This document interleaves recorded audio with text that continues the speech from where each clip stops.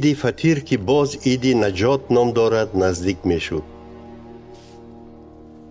کاهنان کلان و استادان شریعت از مردم می ترسیدند، بنابراین راهی را جستجو می کردند که عیسی را پنهانی به قتل رسانند. همان وقت شیطان به دل یهودای اسقریوطی که یکی از 12 شاگرد بود درآمد. یهودا به نزد کاهنان کلان و سرداران پاسبانان معبد خدا آمده به آنها مصلحت کرد که با کدام راه می تواند عیسی را به آنها تسلیم کند. آنها شاد گشته راضی شدند که به یهودا پول دهند. یهودا هم راضی شد و فرصت مناسب می جست که از مردم پنهانی عیسی را به آنها تسلیم کند. روز عید فطیر هم فرا رسید و در این روز باید بره عید نجات را قربانی می کردند. عیسی پتروس و یوحنا را فرستاده گفت: بروید و برایمان دسترخوان عید نجات را تیار کنید. آنها از او پرسیدند: در کجا می خواهی که تیار نماییم؟ عیسی با آنها در جواب گفت: وقتی که به شهر می درآیید، شما را مرد پیشواز می گیرد که کوزه آب می برد. از پس او تا به خانه‌ای که وی می درآید روید. به صاحب آن خانه گویید: استاد از تو می پرسد کجاست مهمانخانه‌ای که او در آن با شاگردانش خوراک عید نجات را خورده تواند. او به شما بالاخانه کلانی را نشان می دهد که به ترتیب آورده شده است. همه چیز را در آنجا تیار کنید. آنها رفته همه را همان طوری که عیسی گفته بود دریافتند و خوراک عید نجات را تیار نمودند. هنگامی که وقت و ساعتش رسید، فرستادگان همراه عیسی به سر دسترخوان نشستند. عیسی با آنها گفت: بسیار می خواستم که پیش از عذاب و عقوبت‌هایم با شما این خوراک عید نجات را بخورم. به شما می گویم تا آن وقتی که عید نجات در پادشاهی خدا به عمل نآید، از این خوراک دیگر نخواهم خورد. بعد کاسه را گرفته دعای شکرانه کرد و گفت: هر یکی شما این را گرفته از آن نوشید.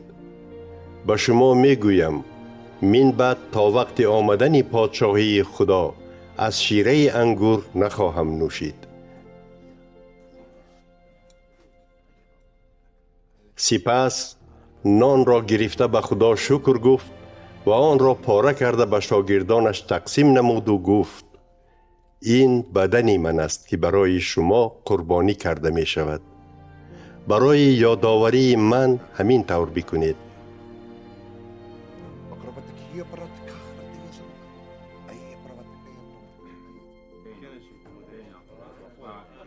عیناً همین طرز پس از خوراک شام کاسه را گرفته گفت: در این کاسه خونی من است که برای شما ریخته می شود و با آن خدا با خلقش عهد و پیمان نو می بندد. دانید که کسی به من خیانت می کند همراه من در سر یک دسترخوان است. پسر آدمی زاد همان طوری که برایش تعیین کرده شده است می میرد، ولی وای بر حال کسی که به او خیانت می کند.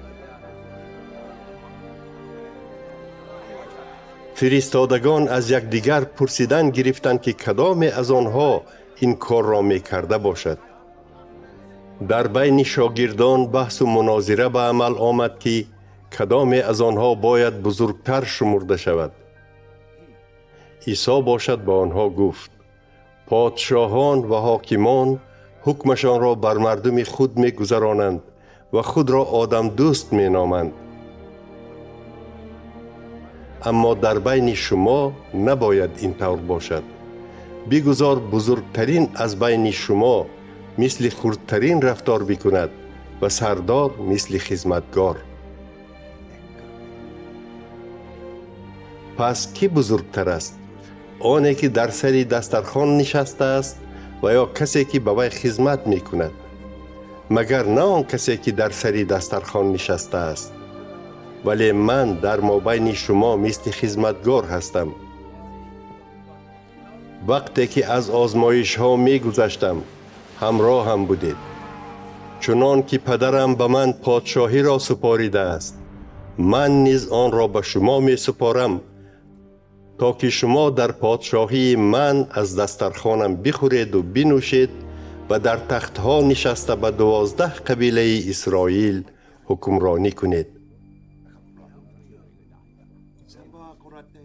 عیسی گفت: شمعون شمعون، بدان که شیطان طلب کرد که همه شما را مثل گندم از غلبه گذراند، ولی من برای تو دعا کردم تا که ایمانت را از دست ندهی و وقتی توبه کرده برگشتنت برادران خود را استوار گردانی.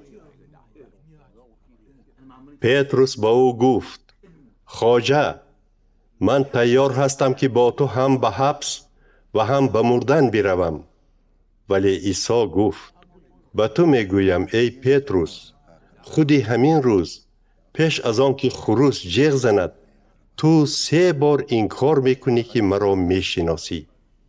عیسی از شاگردان پرسید: وقتی که من شما را بی پول، بی بارخلطه و بی پای افزال فرستاده بودم، مگر از یگان چیز کم بودی داشتید؟ آنها جواب دادند: نه، نداشتیم. او با آنها گفت: ولی اکنون بگذار آن کسی که پول دارد پول و بارخلطه‌اش را با خود بگیرد. اگر شمشیر نداشته باشد بگذار جامه‌اش را فروخته خرد. به شما میگویم در نوشتجات گفته شده است: او را به قطار جنایتکاران درآوردند. این گفته ها درباره من باید اجرا شوند، زیرا همه آن چیزی که در حق من نوشته شده است اجرا می شود. آنها گفتند: خداوندا، انا در اینجا 2 شمشیر هست. وی جواب داد: بس کنید.